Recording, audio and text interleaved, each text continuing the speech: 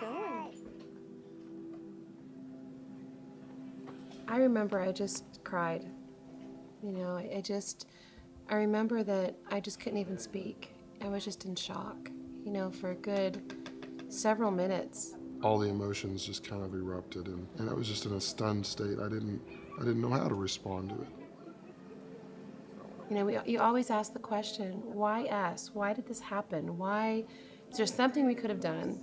I went home the first time I was alone by myself and had a really, really good cry and screamed and yelled at God for a while. I felt like I'd been able to say what I was thinking and that God was listening. We weren't left on our own by this. It was just a part of the whole process that was going on in our life. Now she's developing a sense of self. I felt so out of control in that moment. There was nothing I could do as a parent. No matter what I did, I couldn't change the circumstances. We decided that there was no way that we could do anything about all the stuff that was going on around us. It was like you're in the eye of the storm and everything's swirling around you. I couldn't change the fact she was in the NICU unit. I couldn't change the fact she was having breathing problems. I couldn't change the fact she had Down syndrome. But I could love her and take care of her and know that God, when my world was spinning out of control, that God was still in control. It's a traditional household here. God has really given us peace about our life with Grace and Evelyn. And I was a little worried, how is Evelyn going to be growing up? And everyone we've talked with where they have a child with Down syndrome that have siblings, you talk with the siblings and they talk about how much they love their little brother or little sister and how much they don't know what they do without them. They're just a part of the family. She has always wanted to help with everything. And now that Grace is here, she just wants to help with everything that has to do with Grace too.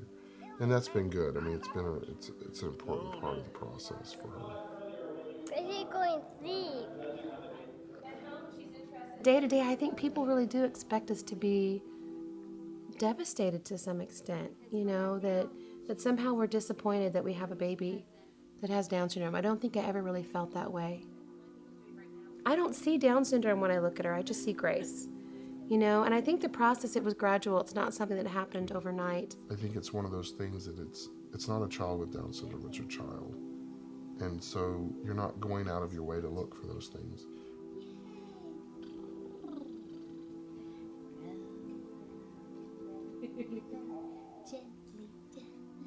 I would never want to go through this situation again.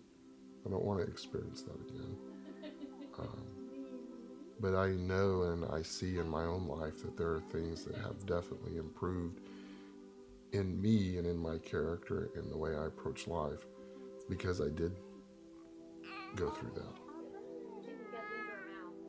Every parent has hopes and dreams for a new baby.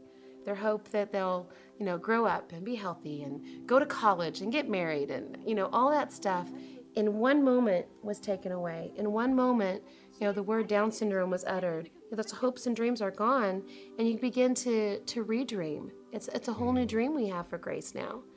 And that she will do a lot of things in this world.